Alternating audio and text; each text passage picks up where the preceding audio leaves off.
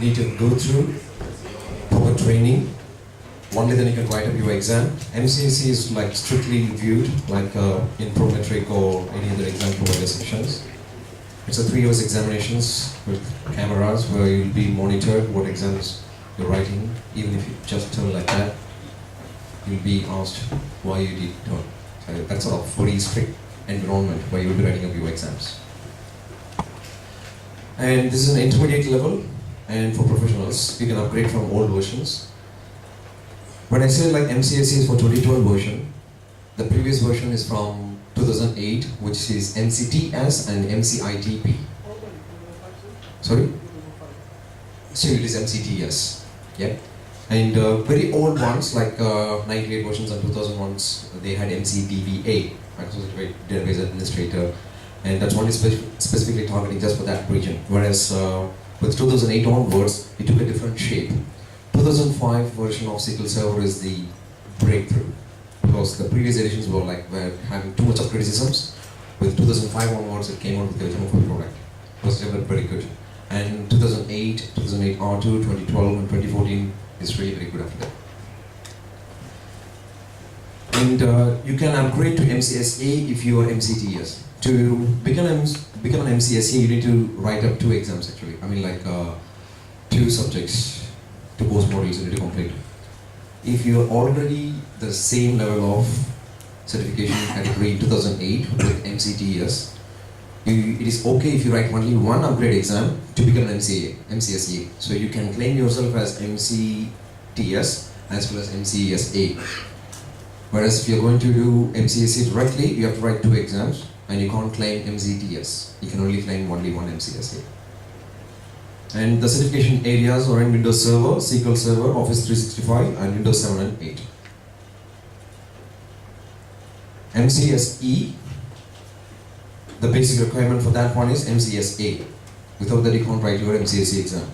So it proves your ability to build innovative solutions across multiple technologies.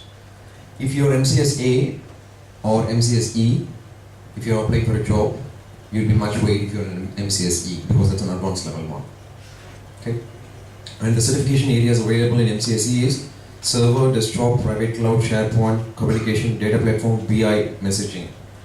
With this 2012 version of this MCSE program, within database, you can see it's been actually split into 2 areas, data platform and business intelligence separately. Since BI is taking so much praise and taking too much weight in many other areas, Microsoft has categorized that into different sections to say that you are MCSA in business intelligence. Okay? And your MCTS, that's the old version. You have 3 sections, or your database developer, or your database administrator, or your business intelligence analyst. So in that sort of way, they have 3 different sections you can write up exam. Whereas with these ones, they merge them all together to say data platform and business intelligence. MVP. Have anyone heard about MVP? Microsoft's most valuable professionals. You know that? MVP. Sorry. So V doesn't stand for virtualization, so it says most valuable professional. MVP does not have an examination, but how to become an MVP?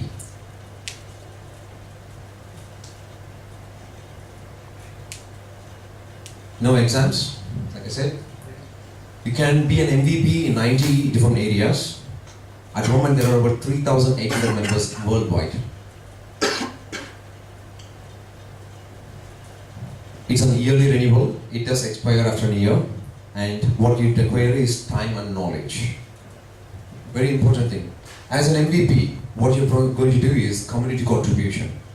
You need to be free, first of all, on top of your work schedule, on top of your day-to-day work tasks. You need to dedicate some time to help out people. How many of you own MSDN network? Wikipedia, Wiki network. The sections what you see here.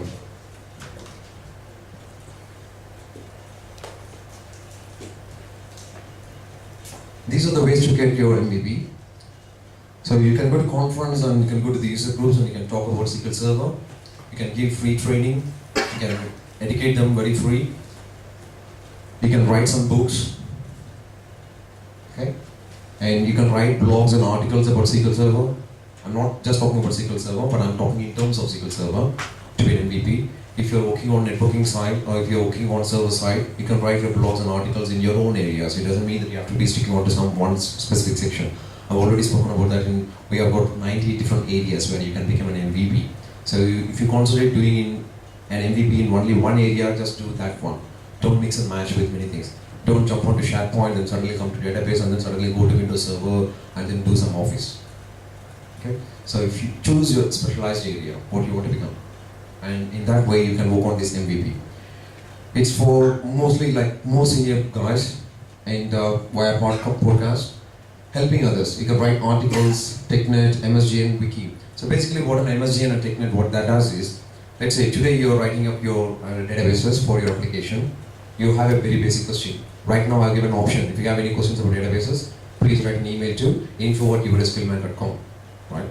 What happens if you want to ask a very specific question, you can post a question in the site. There are a number of people who would queue up and will answer your question. Okay? If you feel the question really satisfies what you're actually looking for, you can take the question to say, that's the right one.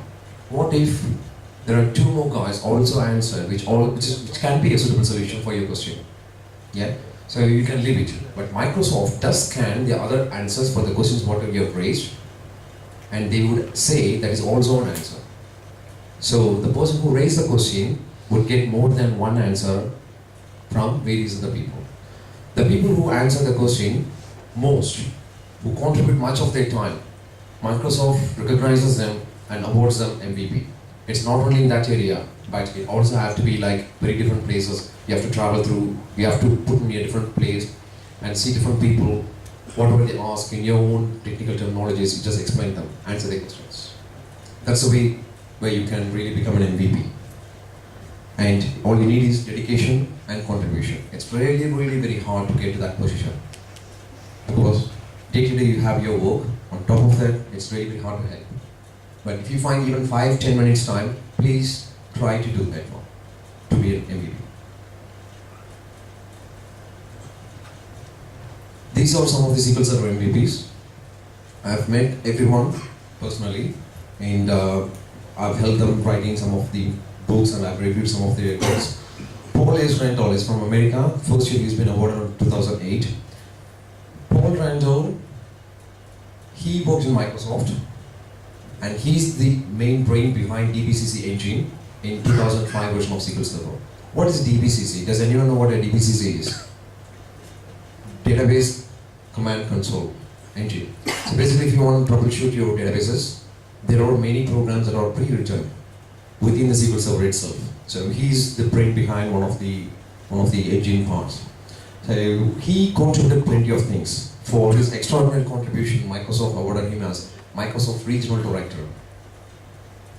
And he plays a very, very crucial role in that one, and his dedication and all his speaking sessions are all full, house full always.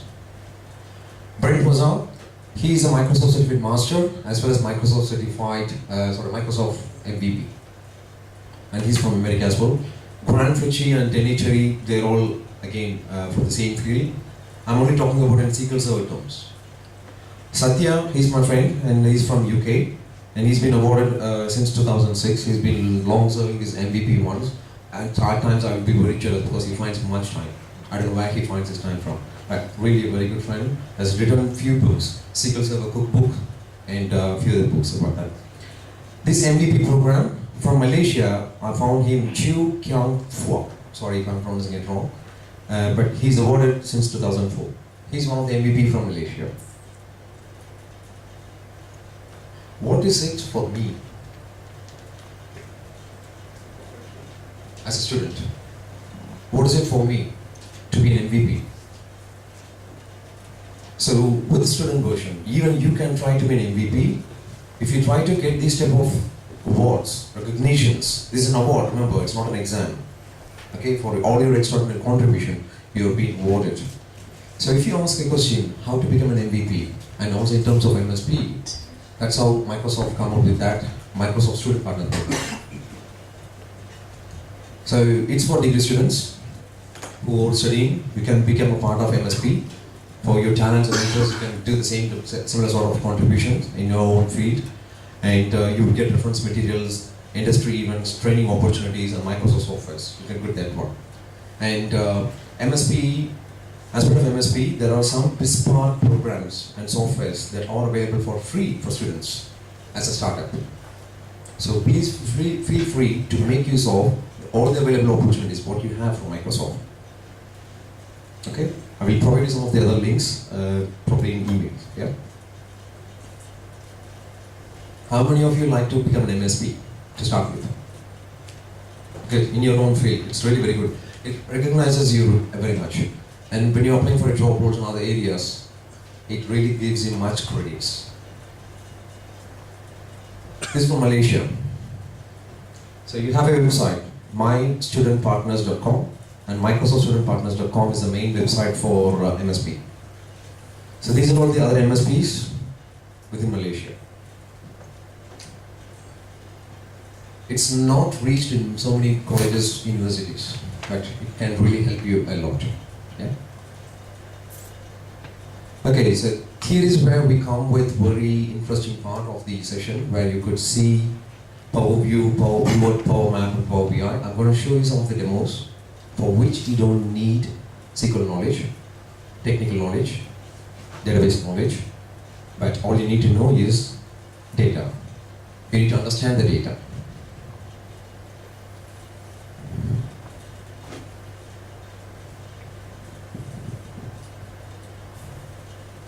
Within Microsoft Office, if you have copied those files and if you're able to install in your drive and on top of Excel, this will work for you. I'm going to show you an example of footballer player goals. It's an international matches, how many goals being taken by each player. In this section you can see there is a place where you have x-axis and y-axis, where it says year and the number of goals. Okay, and you can see it's 4 players, and at the moment the cursor is in this place, 2008 to 2010, so like 2009 probably. Okay.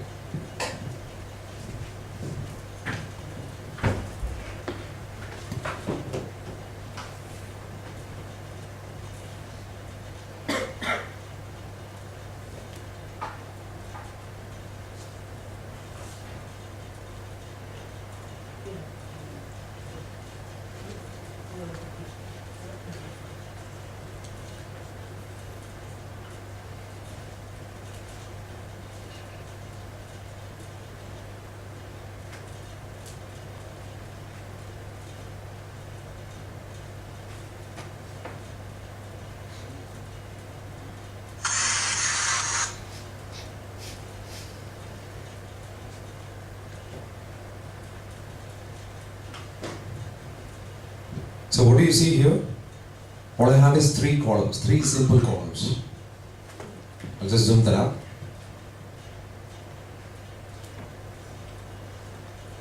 Name, year, goals. So Lionel from 2005 to 2013, you can see the number of goals, international goals that he got. Do you understand the data? Questionnaire, Ronaldo, Louis, Didier, Wayne, Rooney, David Beckham. Okay, how would you see this? A simple data in Excel, you can, I'm sure you would have used PowerPivot, so not PowerPivot, just a pivot. How many of you used a pivot chart or pivot table? 1 or 2. Okay. All I'm going to do here is, if you install the add-ons what I have given in the USB drive, you will get this top view like Power Query, Power Pivot, extra tabs on top of your MS Office. All I've done is selected that.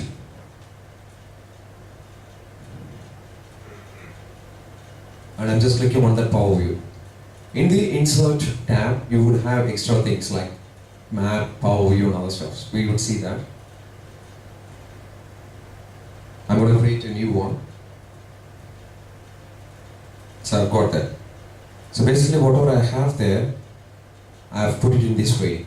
Say, from there, I select that.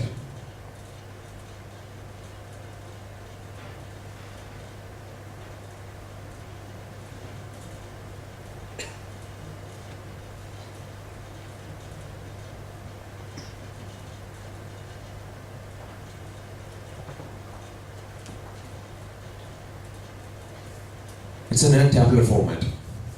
Okay, so we have total number of goals, but it mashed up the year column somehow. I can change this into table format, I mean like the PowerView format, which is just that. It also comes out with a play button. All I have to do is just drag that and drop it into these boxes. I consume that. If I just quickly play that,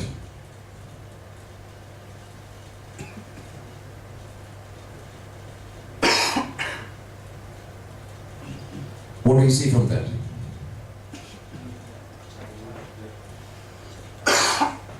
Moving objects scattered across with different sizes and different colors. What does it say? Different color points to different players. Different sizes points to this number of goals. That's correct. So I play that again. You can see David Beckham is the one who started first. He started his career first, but he scored very less goals. If you want to select just one person, say Lionel, I can only select him, and I play the same thing again. What do you see now? All others are like transparent, whereas Lionel is the one which is selected. Did you see that? I play that again.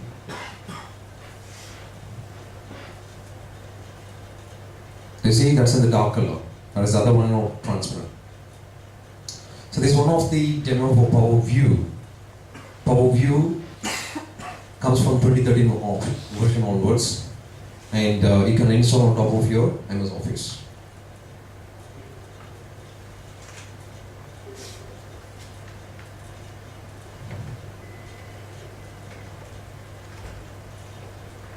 Next is PowerPivot. You know you have used regular pivot, right? So PowerPivot is like adding some more extra power to the existing existing pivot tables. What you can do is like you need a data model in PowerPivot, and you can see the dashboards here. These two dashboards might be available within Excel, but interactive options may not be out there. So which we can see.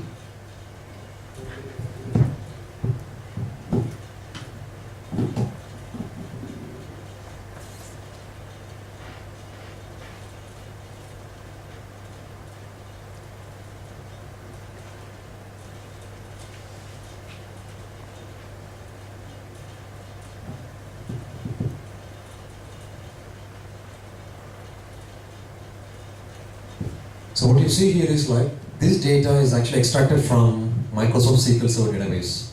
Have anyone heard about AdventureWorks database? AdventureWorks is a sample database that's given for free for each edition of your SQL Server. So if you download your Microsoft SQL Server Management Studio, and if you want to play out with some sort of database for free, which is designed in OLTP and OLAP format, you can download this AdventureWorks DW database. Okay, I have it with me. If you have your pen drive, then I can copy and give it to you. Okay? I have a separate tab here, PowerPivot. I can go to Manage.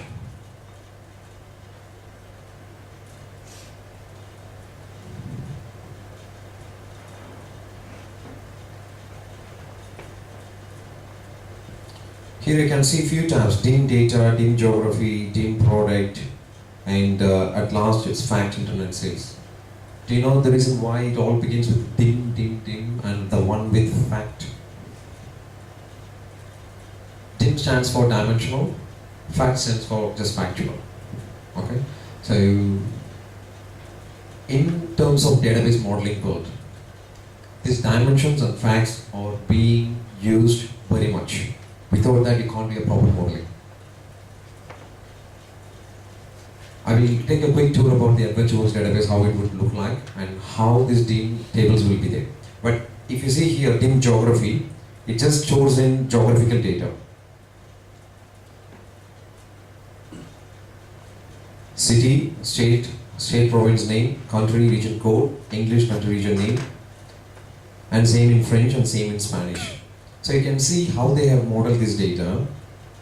then what it is called in Spanish or in French, and its postal code, sales territory, other things. And if you see the product, it gives product alternate key, English product name, Spanish, French if it is there, list price, size range, all other things. So these are the structure, model the data to ensure that the product information can be found in DIM product table. Product category, very simple. You will have an alternative key. What are the products, bikes, components, clothing and accessories. And again the same thing in different technologies. What if you want to write a report or dashboard in with different phrases? Yeah. So for that reason you will have that. Product subcategory. So under mountain bikes, what can be used? Under touring bikes. So these are all the informations that are collected and modeled such a way that each table talks to the other table with keys, primary keys and foreign keys sort of things. Whereas this fact internet sales, it says on this order date, and that's a due date, that's a shipping date, customer key, product key, sales territory, and sales order number. For each sales transactions, what has been happened there, it says here, it gives the unit price, extended amount, what is the sale term. A simple 5 tables what I have grabbed from that sample database. If you want to play with databases, you want to play how the data would look like, how proper data can be modeled, you can use that database. Keeping that as a background, here with PowerPivot, you can see that I have a chart here. If I click on the mountain 100 black, 42, you can see the chart has been changed. Right? With regular pivot, you upgrade that data directly coming from a live database. You see the data immediately. You don't have to refresh the local data set. Whereas with PowerPivot, regular pivot, you need to download the data to your Excel. From that you have to do. Whereas with PowerPivot, no matter where the database is, from live you can just see it immediately. When I click on the chart, you can see what I need from that.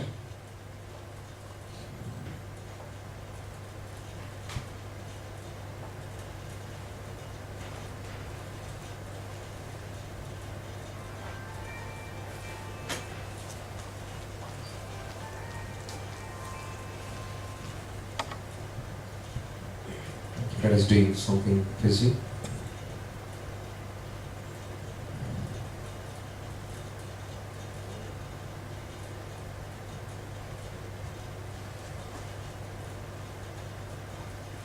I'll just quickly show you on this one. So under PowerMap, how would you visualize your map? I'm going to take like world literacy data.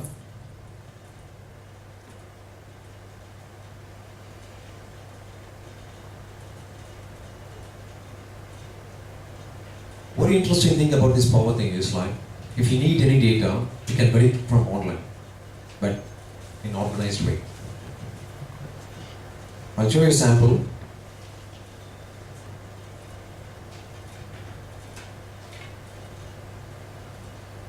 From this Power Query, you have an option of online search. You have to connect it to the internet, obviously. So if I say like, literacy rate, or I can say world literacy rate, and I search.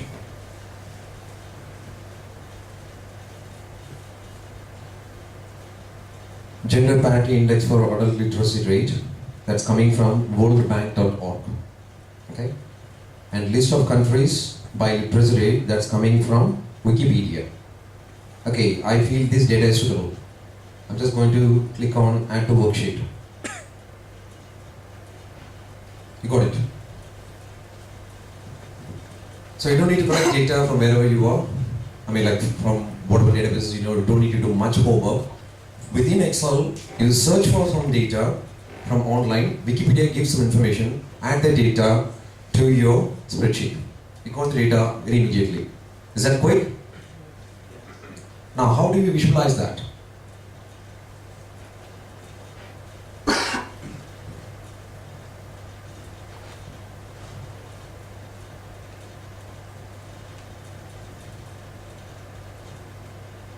I've selected the data and I say launch PowerMap.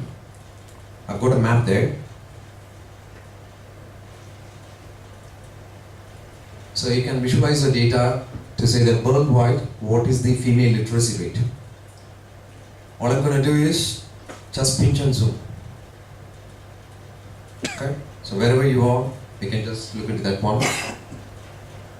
Let's say if you want to concentrate on Libya, just on mouse over, it would say Libya 195.6% literacy rate. Is it easy to read the data or is it easy to visualize the data?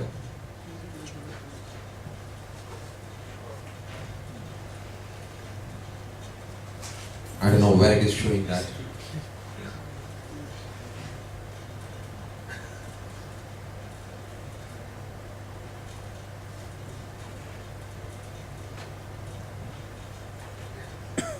Okay. For Malaysia, it shows up data on this chart.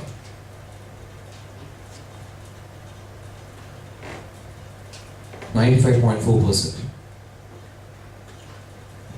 So the world in your hands. That makes sense here. Okay? You extract the data just like that from Internet Wikipedia, place it into your Excel, you insert, click on a map, that map picks up the data, gives you the front-end visualization. Does it make more easy? Did you have any programming language for this one? How fast it was? Less than 30 seconds. Those days, to program this, to get these things done, it would take at least a week. Because it's linked with the map. You need to categorize each location, latitude and longitude. You need to program that data to say that for this latitude and longitude, show that country, and for that country, show that in the bar chart.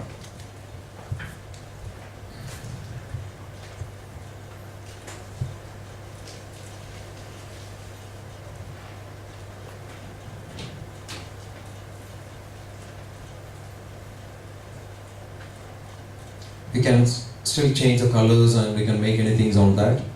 And you can also change your themes if you want to see it in that way.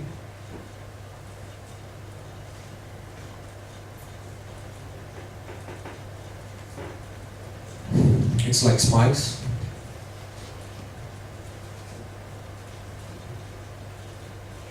Whatever patterns you like to see, you can simply change that one. You visualize the data whatever way you want.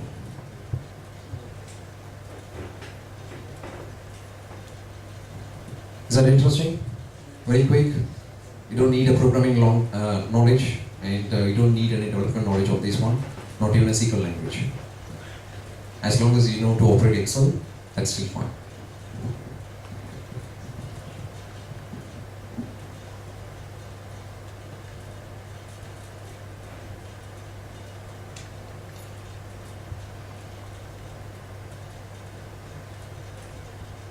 I've got final one more thing with the PowerBI. In terms of PowerBI, all I have done is I've extracted the data and from Internet Wikipedia, and I've made a PowerMap. I've uploaded that into a SharePoint site where now I'm going to build some reports on the spot, on the go, where you don't still need any language except English. Plain English will do.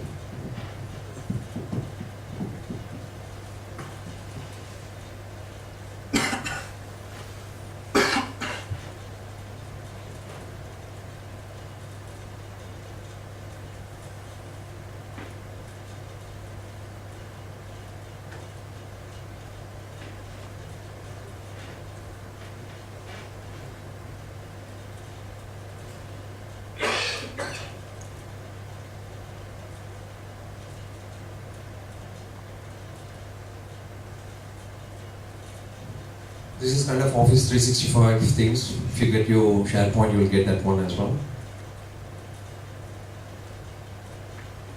What I've done is that Excel file, whatever I was showing you in the PowerView, I uploaded to the SharePoint, and I've got these visuals, what I have on the screen.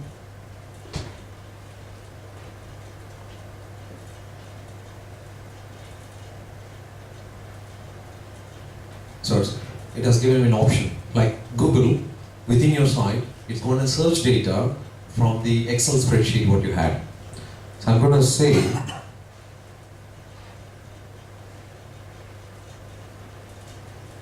so before this one, I want to show the slide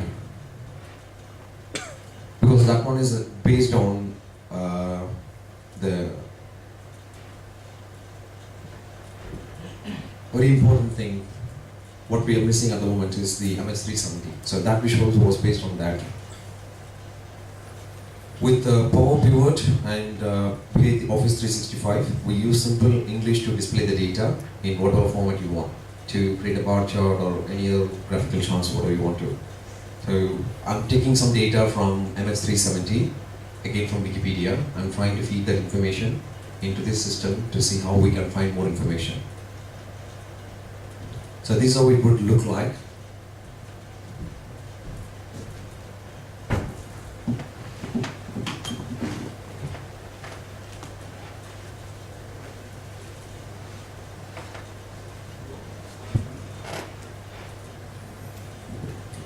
So I've just typed total passengers. It gave 239 passengers. And to the right you can see in card format. If you want to see it in map format, it would show if it suits the locations, or in the table format, or in a pie chart.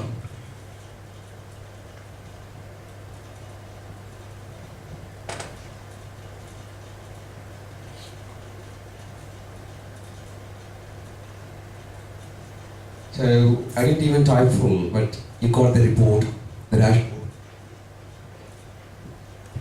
I'm sorry, it didn't really happen.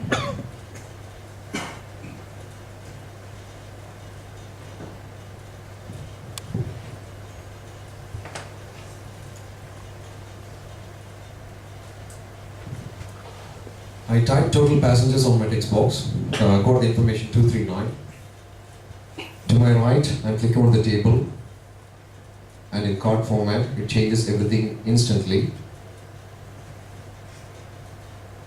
I'm going to select it with total passengers by nationality. It created the chart on the spot. Otherwise, you need skills to create a report. You remember that I mentioned about reporting services initially? That is the place where you would write this. But for that you need SQL language. You need to create a script, to build an adapter to speak to the databases. You need to build a data source. Then you have to write a report. Whereas with this Power BI, what do you get? If you want to see the scatter chart,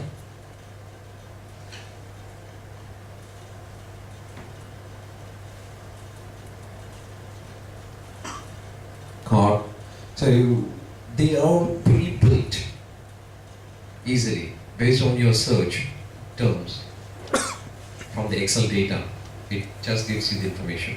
The world is changing now at the moment. Anything that what you're trying to do, data visualization, is being merging or moving forward to this one. This sort of information is still available with other tools as well. There are many companies who are developing the same level of things. With this information, it makes everyone's life very easier to build a report or to have a data visualization clear, clean, neat, and tidy. Do you feel that easy and interesting?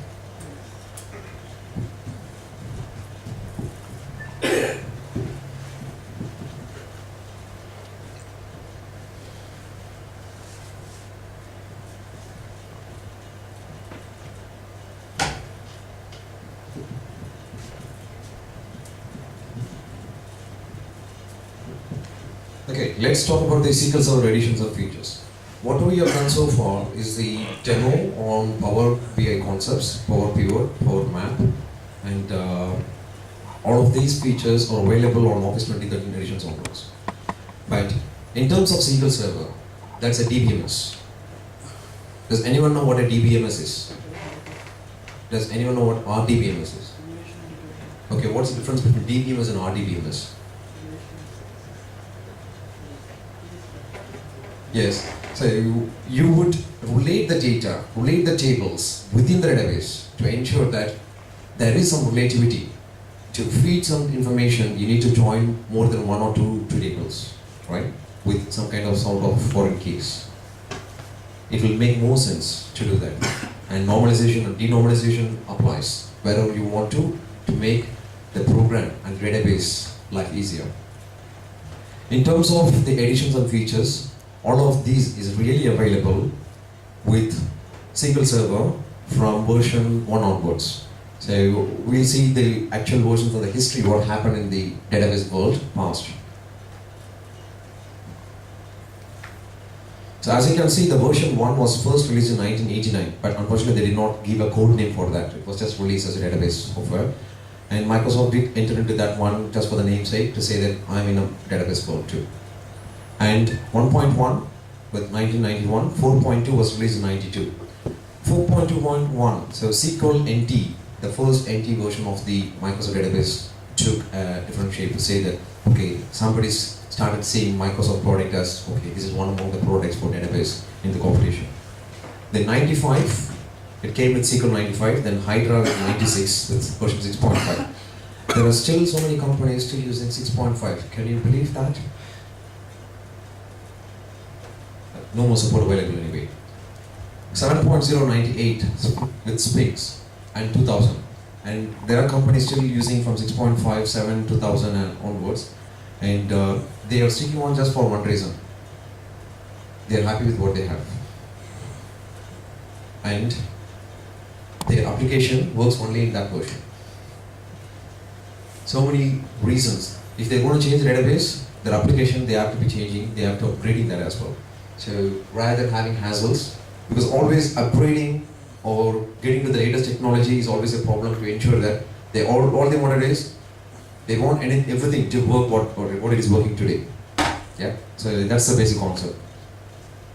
With version 2000 onwards, it took a different shape, but still it couldn't compete with any other databases in the world. From 2005, Yukon was the breakthrough. Everybody started recognizing that Microsoft started giving with database products, particularly with the BI side. It was very poor earlier. With 2005 onwards, it started giving like integration services, analysis services, and reporting services. Anyone heard of these services? Reporting service is the place where you would design the reports, the dashboards and charts, what I said. But you need a report developer for that.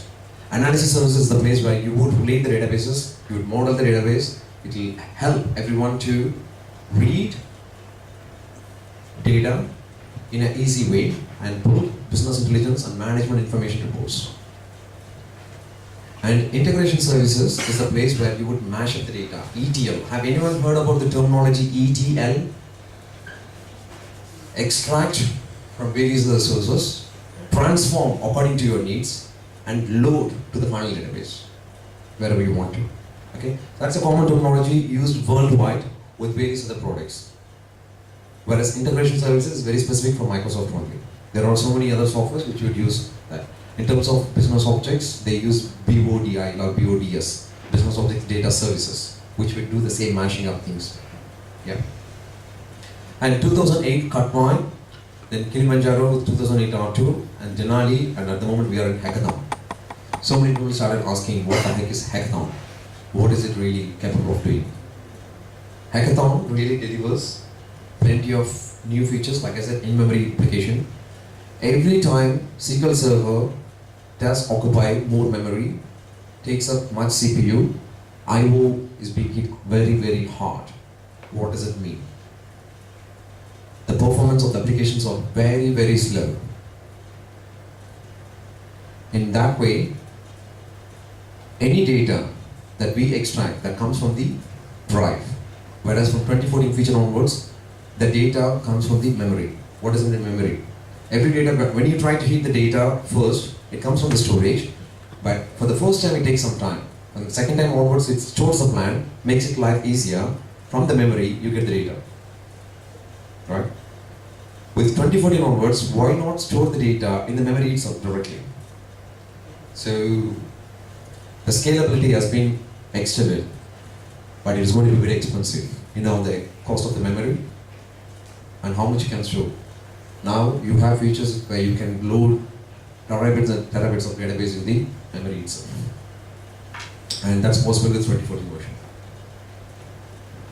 A simple quick chart to compare what are the features like Enterprise, Standard, Workgroup, Web, Express, Express Tool, Express Advanced. What you're trying to download at the moment is the Express one. And what are the features available on this? This is quite advanced concepts. I'm not going to make it very boring by taking advanced concepts, but it will be very useful when you know about the basics. I want you to learn the basics and go to the intermediate level, then you can learn what are the features available here. But to keep it short, partitioning, what that means is like, I already gave an example. If you have a 300 GB drive, you still can store 500 GB in a database. So one drive pointing to C drive, one table can point to partition D drive, another table can point to in cloud. In that way, you can have 500 GB, even terabytes of database. That type of scalability is possible. So partitioning is the place where you would really make use of that. And that's only available in Enterprise Edition. Enterprise Edition costs hefty, and that can be used only in the production environment. That's the reason why they make it available there. They make that to feel very tempting. They want to have enterprise. Partition table parallelism is again the same thing. Log shipping, like you want to have high availability of the databases. Database mirroring. Let's say you're building an application. Stanford College has got a database where you have a local intranet application. You have your data stored in Malaysia. You may also have the same database mirrored in America just to ensure that data is available. What if one of these drives goes down here? That live application from cluster, it will automatically pick the next data coming from America. You won't know that. Things will happen in the background. So that's the database mirroring concept. Fast recovery, snapshots, backup compression, auditing, replication, profiler, they're all very specific to database world. When you're with relational database management system, you need to learn plenty of things. It's not just what we have seen initially was a simple data, your day-to-day personal data. What time you wake up, what time you sleep, what time you had your lunch break, so many things, that's very basic data. When it comes to corporate environment, it becomes very, very big data. Can anyone say an example of big data?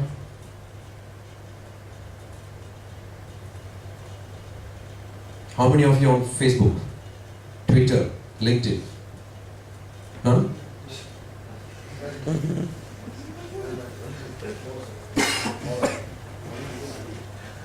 Okay, that really amazes me.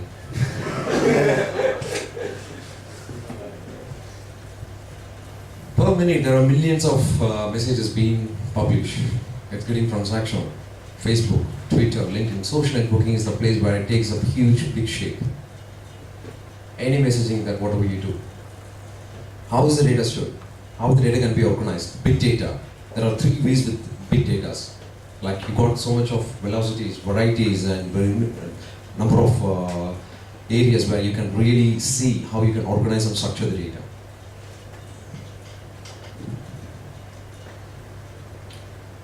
SQL Server 2000, as we have already seen that version, there are some features available. I'm going to fast forward these ones because it is very important ones, but for you at the moment, it will be good what you're going to use it in the next slides.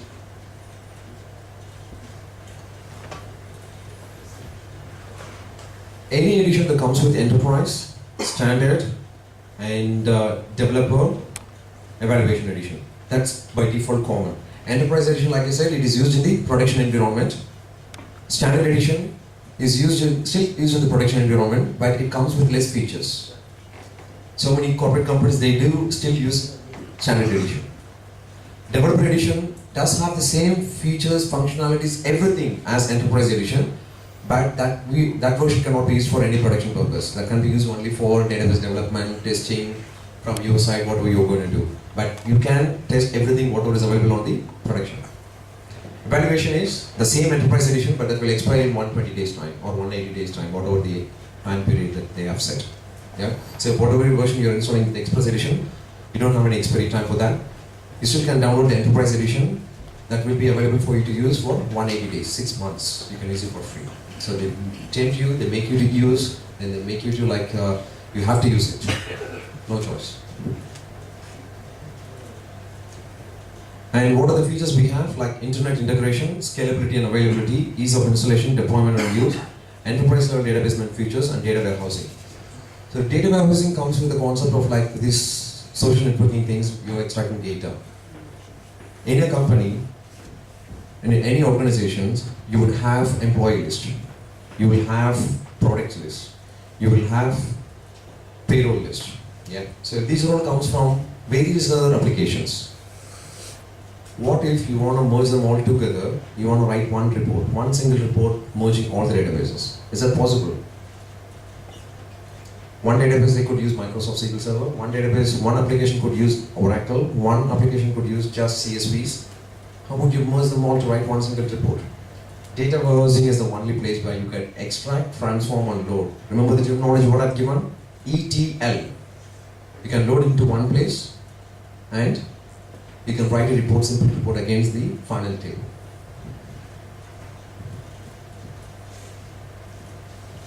Again, the same features with 2005, so I'm just moving forward. And with 2005 features, like I said, we have reporting service enhancements, service broker, and database engine enhancements. They were trying to enhance. 2005 was a very breakthrough. These are the features that got upgraded.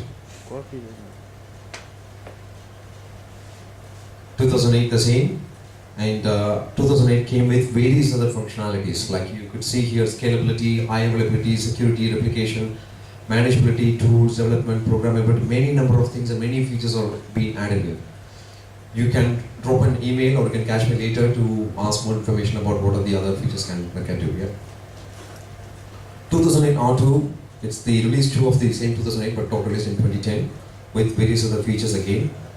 That came with PDW, Parallel Data Warehouse, and it came with Stream Insight and Master Data Services, many other features. We will again see those ones. That came with another opportunity of data mining. Any corporate companies in recession time, they're trying to close all the departments, but not the BI department. BI is the one who deals with databases, and they would mine the data in the sense like what happened in the last 5 years. Did they make any profit when they actually saw very like top and bottom all the scenarios that they would see, and they can predict what would be the future in the next 3 years time. Will the company survive? So these things are given by BI department. They are the only place where they can do data mining. They mine the data, they find patterns, how it would work.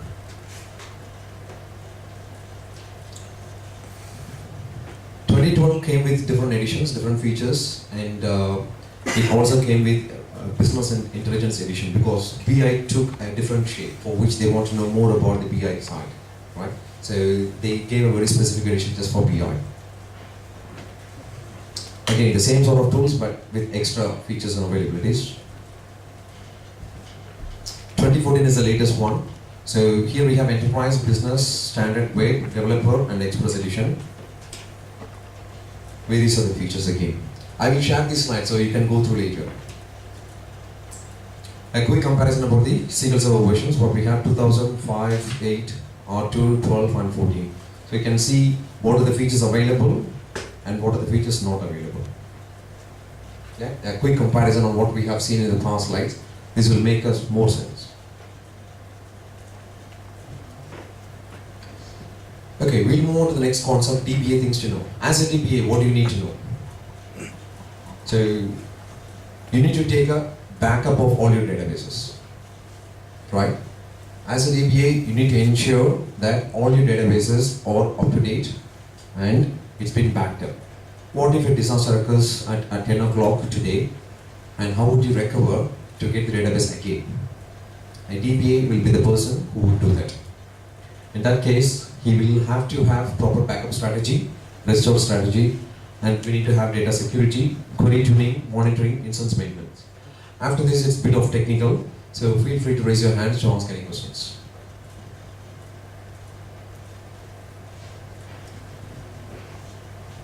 You would get a backup database in CDs, or you would backup databases in a tape. Now you even have option of backing up database to the cloud. So you don't have to bother about taking the tape drives, keeping it in a separate place, and the disaster strikes, flooded, the whole area is flooded within 2 kilometers or 3 kilometers away, it's still the same. Yeah, but in that way it is fine. So shelf in a safe place. You need to shelf in a safe place.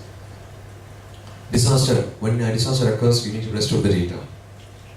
Backup type, full, differential and log backups. When you do this backup, as a DBA, you should know 3 different types of backups. One is full, differential, log.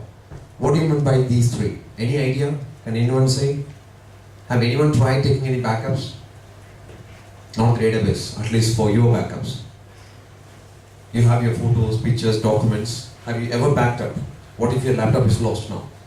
What if your laptop is totally gone? You got a blue dump screen and you lost all your data content. How will you recover it? Sorry? Yeah, we obviously need backup, but are you taking backup for your laptops now? How? Sorry? External hard drive. Okay, what if that goes? You don't have anything else, no other options.